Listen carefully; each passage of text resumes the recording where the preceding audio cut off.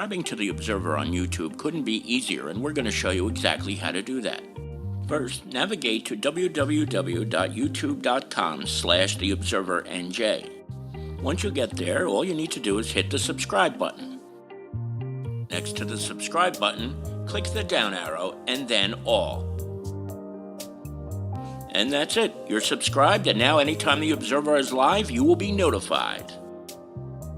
Hi again, everybody. It's Kevin Canessa coming to you live from the newsroom of The Observer and TheObserver.com on this, the 6th day of January in the year 2026. Sure hope you're enjoying your Tuesdays, no matter where it is you are in the country. Here in the Northeast, it's a little chilly out there, 42 degrees, but it's a little bit warmer than it has been in the last couple of days. So I hope you're all enjoying that little break, even though it's not much of a break. And I certainly hope that each and every one of you had a wonderful New Year's celebration last week. It's hard to believe it is already January 6th. We've already reached the Epiphany and all this other stuff. It's so ridiculous how quickly time goes. But as you do each and every Tuesday, you welcome me into your home so that I can bring you this week's news. Before we do that, I want to welcome in two people who I know are watching the program today for sure. That is my dear friend Bill Scarterfield, who is out in Arizona enjoying whatever the temperatures are there, which are definitely better than ours are. Good to see you, Billy. And Manny, my other dear friend here is Manny Ventoso Jr. He is watching us from somewhere that he's doing a project, I'm sure, in the tri-state area. And I got a lot of friends today. Melanie Ryan is joining us from a couple of blocks away, as is Mary Beth Kennedy, who is also a couple of blocks away. So nice to see all of you. And then there's Lisa. Okay, now let's get on to, I'm kidding, I'm sorry. There's Lisa over in the other room, and Pat Long is also here with us as well. She's walking around the streets of Kearney, delivering your mail. Man, I don't know how anybody who is a postal deliverer does this on a daily basis. I couldn't do it once. I really couldn't do it once. So I tell you what, it is really something else to see anything that a postal worker does. Thank you, Patty, for all you do. And here with us also is the mayor of North Arlington, Daniel H. Pronti, who is probably watching us from his office or his home. Mayor Pronti, it is certainly good to see you. Now, before I get on to the news, I do want to say I appreciate that everybody has prayed for my mother. Unfortunately, she is back in the hospital. She is in Newton Hospital right now, and I don't know whether they're going to move her. She was having difficulty breathing after having 3 heart procedures and her carotid artery stented.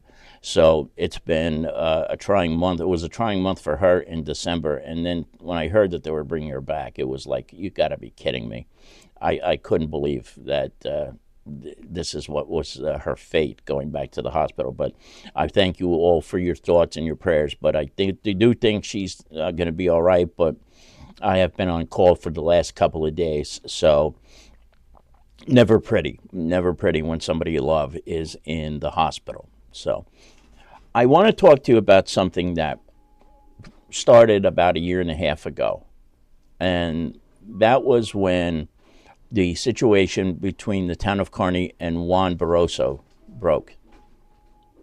And I think many of you who are regulars of this broadcast know that when I would come on the air anytime something was happening about Juan and his case, that I was very loud, I was very opinionated, and I said a lot of things during the course of that period of time. And I have taken some time and I looked back at a lot of the things that I did and a lot of the things that I said, and I sometimes wonder why I would do what I do.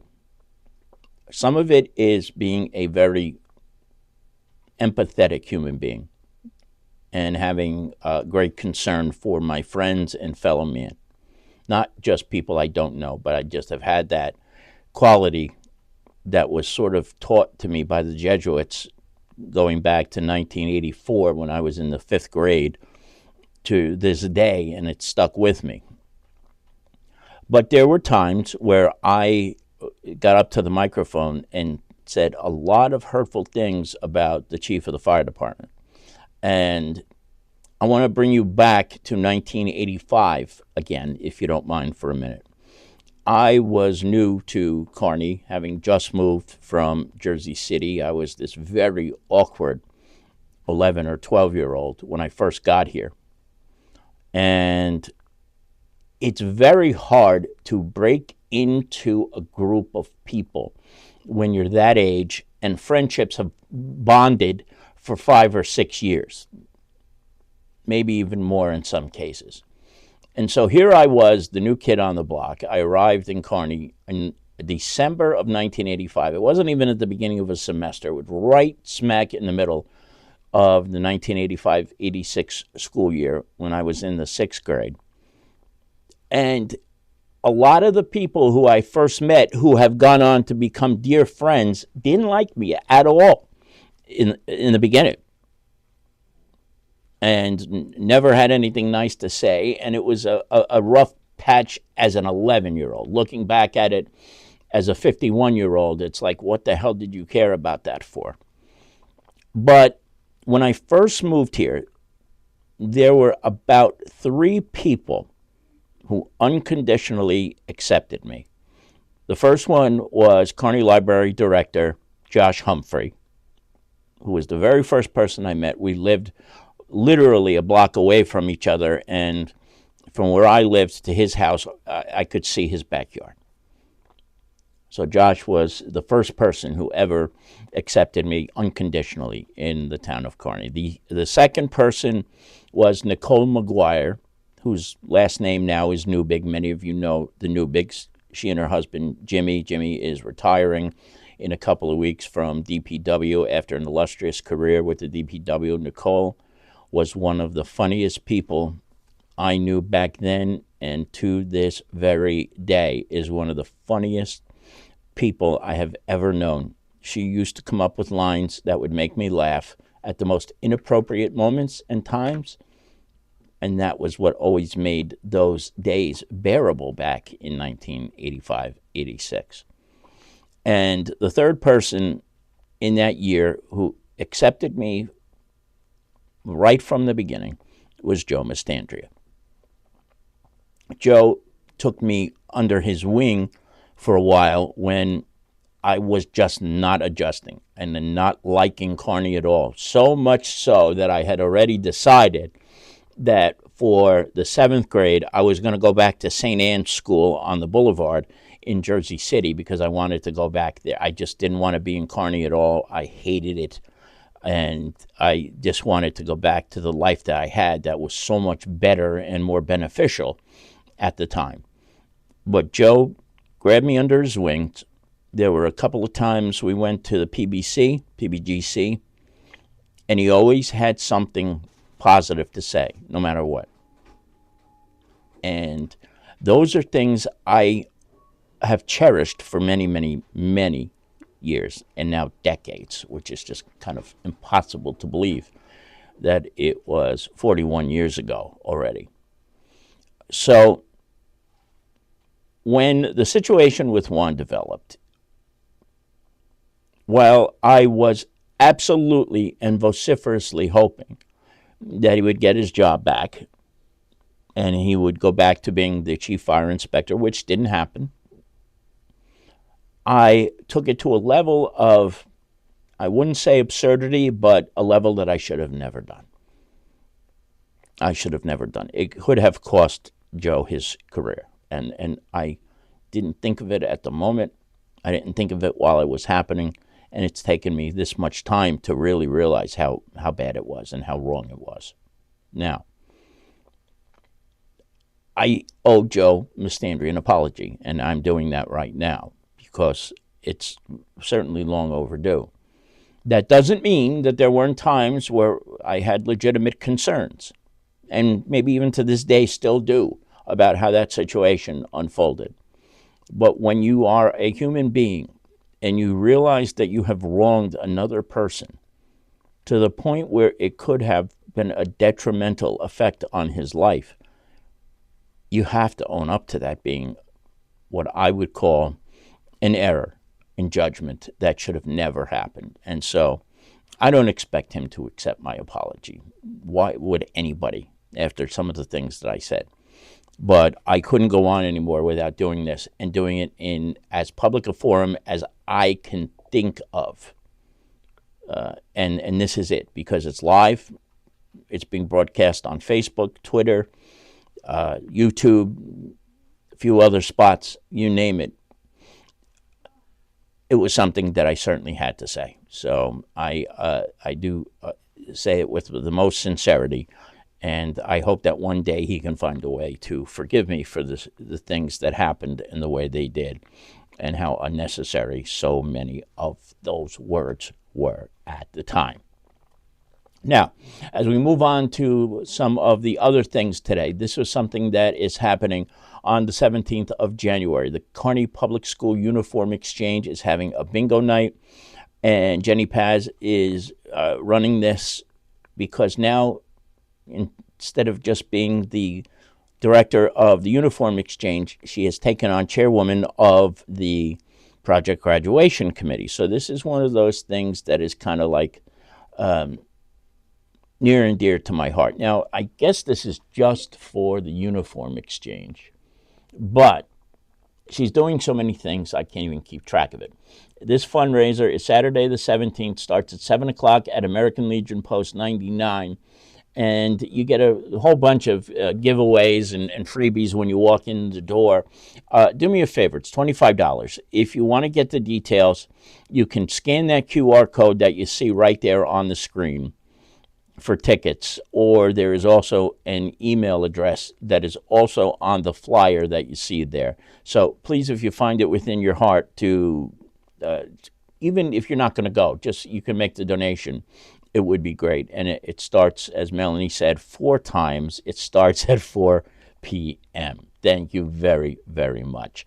Got a couple of other people to welcome in. Billy Dow, the New Jersey chairman of the Order of the Elks, is here with us. Billy, good to see you. And Ivan Anderson is also here with us as well from Canada. Ivan, hope you're doing well and staying as warm as you can and battling fires in the winter. My goodness. We're going to get to another fire story in a few minutes. Lori Bradow is also with us. It's just so good to see you, Lori. And this was something that Kelly and I hold dear to our heart. I remember you telling me this story about my dear friend Jeff and Josh. Miss him so much.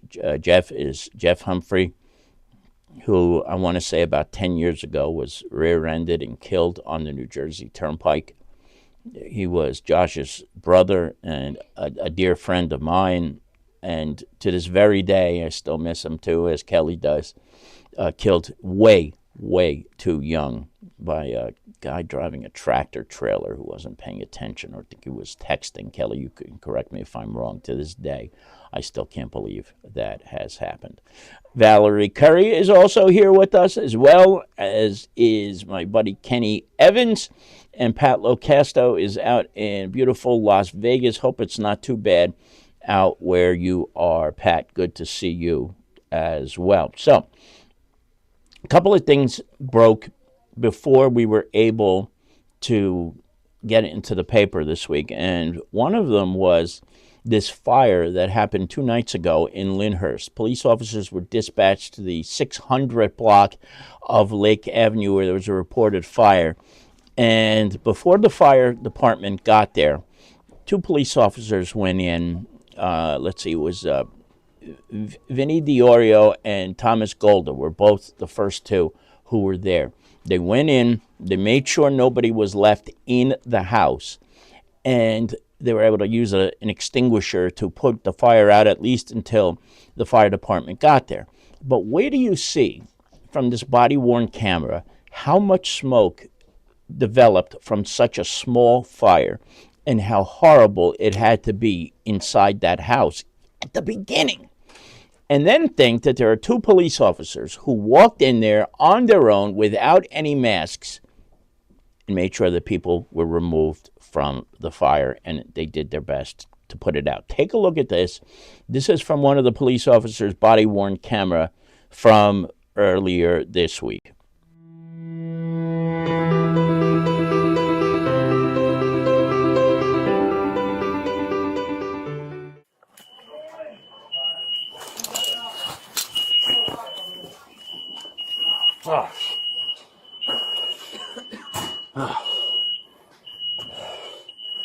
Everybody's out.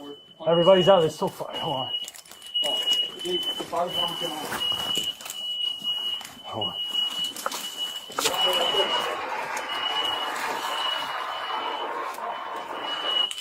Advise the fire department to come through the back door. No, come on.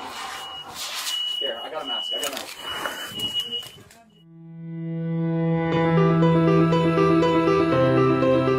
Did you see how much smoke developed in that short amount of time from what I would think was probably an unattended cooking situation or something of that nature? That entire apartment was just covered in that horrible smoke, and those two guys were in there without thought of their own safety, getting everybody out and putting out the fire. So well done for those two police officers for the work that they did. Of course, I can't help but bring up an old story that I haven't told in a while.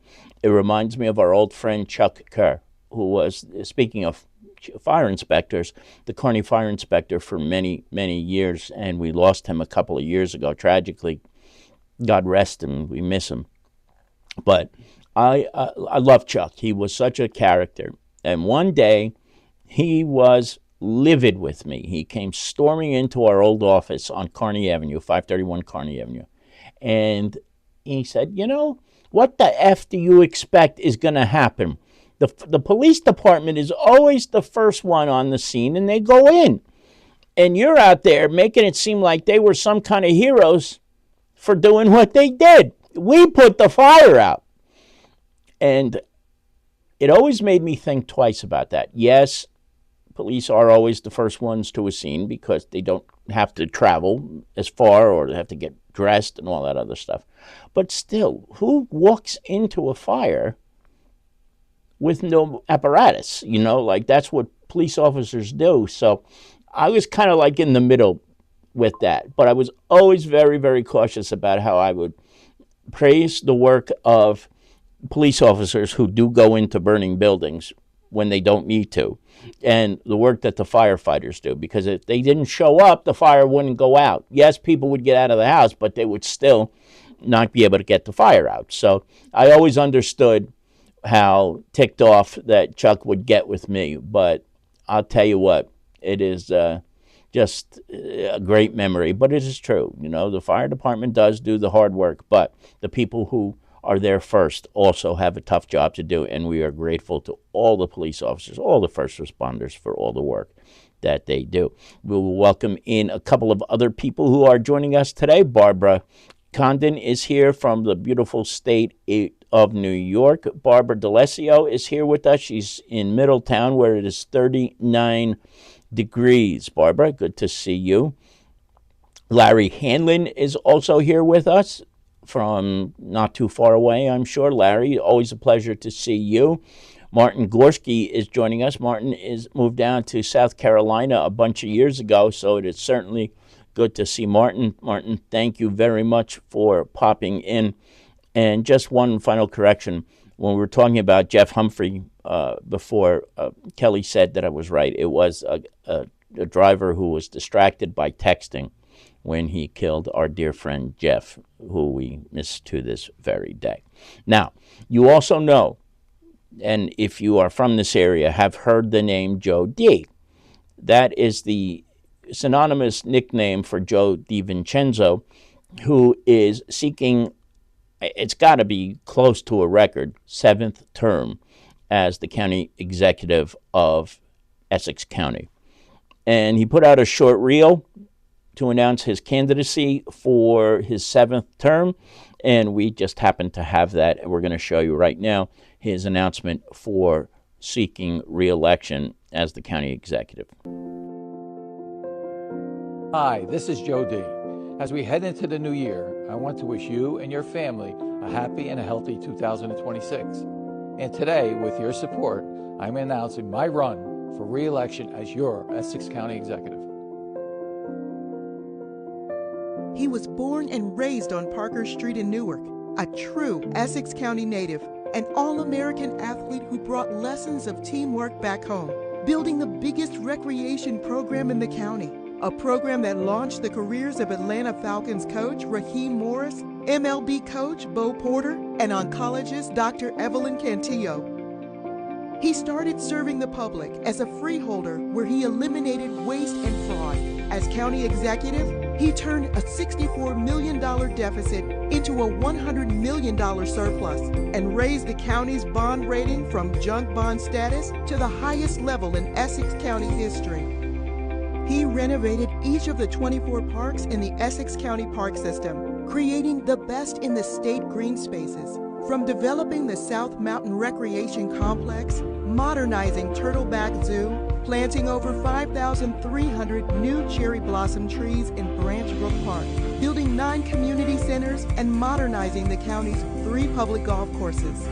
He invested in infrastructure, restoring the historic courthouse, building the Martin Luther King Jr. Justice Building and Winona Lippman Family Courthouse, and providing for 3 modern schools for our vocational students. He partnered with Newark to secure a $120 million loan to replace lead service lines, ending a decade-long public health crisis in just 2.5 years. And when we needed government the most, Joe D. responded.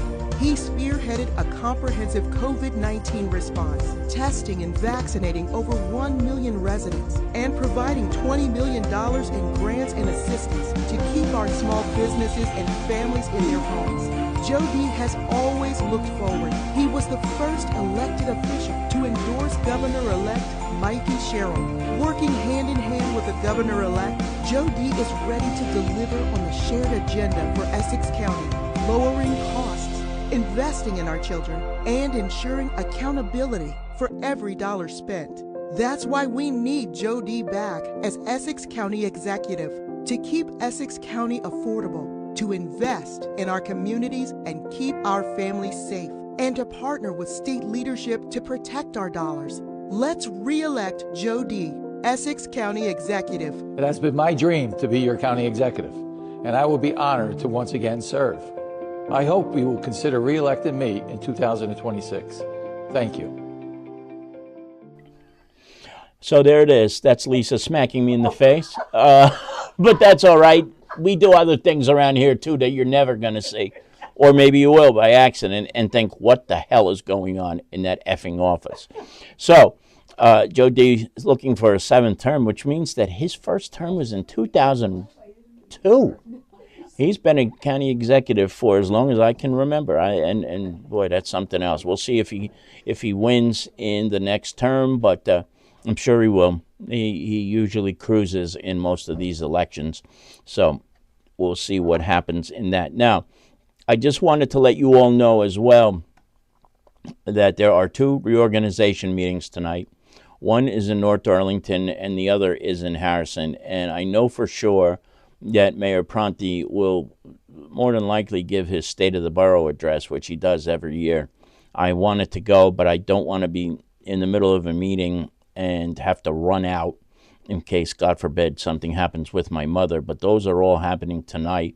And then tomorrow at 6, the town of Kearney will reorganize, where Mayor Doyle will be sworn in for her first full term as the mayor of Kearney. So we will see what happens there tomorrow at 6 p.m. at Town Hall. Just a couple of things from this week's edition of The Observer.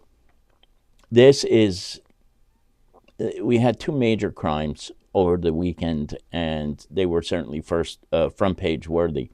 This first story that you see here was disgusting. This young man, well, I shouldn't say young man, he was in his late 40s, was driving on Route 73 in Mount Laurel Township. That's exit 4 on the turnpike. It's pretty far down there. And it's a 4-lane highway, very, very busy. And the guy had just gotten his first ever e-bike, and he did not have a helmet. He had no protective gear, and this SOB here is presumed innocent until proven guilty, but he's from California, and he fled the scene after killing this poor guy. And he had just come back from having a late Christmas celebration with his mother. And this was, I think, the 28th of December. You can check that when you read the story. So at any rate, the guy tried to get out. He left Mount Laurel, headed north, and it was a couple of days ago where the ALPRs, automated license plate readers, caught his California tag in Secaucus. And Secaucus then blasted out a be on the lookout using SPEN, which is the State Police Emergency Network radio system. And then, don't you know, just a couple of minutes later, he got off in Lyndhurst, the one town in the state of New Jersey that, as I have said, every single time something like this happens, has the automated license plate readers, no matter where you're entering the town, and all the other things that we talked about with the technology that they have. So the guy rides up to a hotel, gets out, and was eventually arrested and brought in. But this was one of those cases where you don't know where this guy is going to go. I mean, he's obviously wanted by the police, and fortunately, it was a very peaceful settling when he got out, and the police were able to bring him to the Bergen County Jail after he was booked in Lyndhurst. But good job by the Secaucus Police Department first for notifying the surrounding towns of this guy's being in the area, and then a great job by the Lyndhurst Police Department for hauling this guy in and bringing him to justice, which is something he most certainly deserves. Read the story. You can see who the police officers were who were involved. And that's one of the things that we do and take very seriously here at The Observer. We are always going to tell you who the good guys are and focus on them over the bad guys. And their names will always be shouted out whenever they make good and significant collars.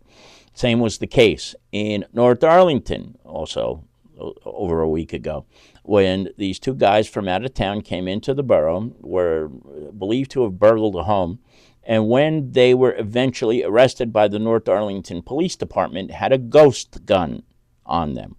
Are you familiar with ghost guns? If you are not, they do not have serial numbers on them and therefore are untraceable. They are very dangerous. They're built with kits. So the North Arlington Police Department, in its infinite wisdom, was able to take another ghost gun off the streets and out of this guy's hands.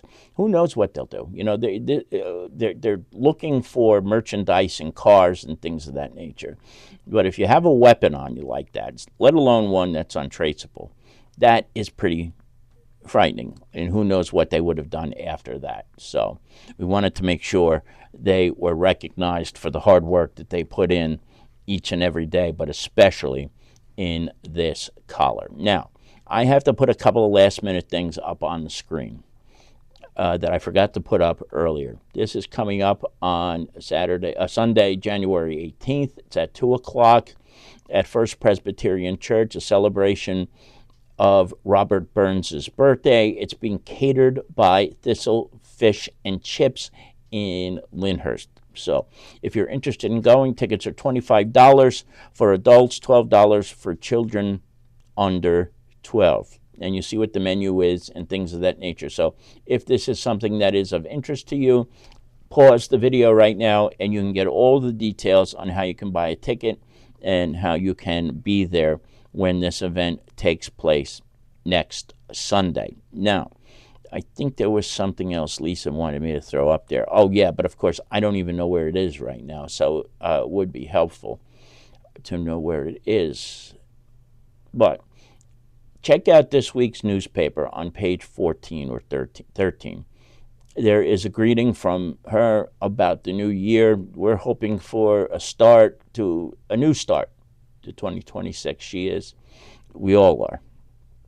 Because, I don't know, it couldn't get much worse than 2025 was, at least locally. So we're hoping for a much better year, and she has a lot of stuff that she mentions in her greeting today. So please check it out. I wanted to put it up on the screen, but I don't have it at my disposal. But I'll show it to you next week when I do know exactly where to find it. Okay. Denise, it's your birthday today. Very good. Denise Pavlik's birthday is today. 28 years old. I don't know how she hides her age, but she does. Happy birthday to you, Denise. All right, everybody, that's going to do it for this edition of the Observer Live. I want to thank all of you who were here today. There was a lot of people in the chat room today. And to anybody who may be lurking in the background, I know you are there and cannot speak while you are at work. So thank you very much for doing this and for getting around to any firewalls that you may have. Thank you very much. We will be back 1 week from today with more news unless something else happens in between, which will make us come to you live, no matter where it is and when it happens. All right, everybody, we will talk to you later. Enjoy the rest of your Tuesday, and we will see you next week. Take care. Bye-bye.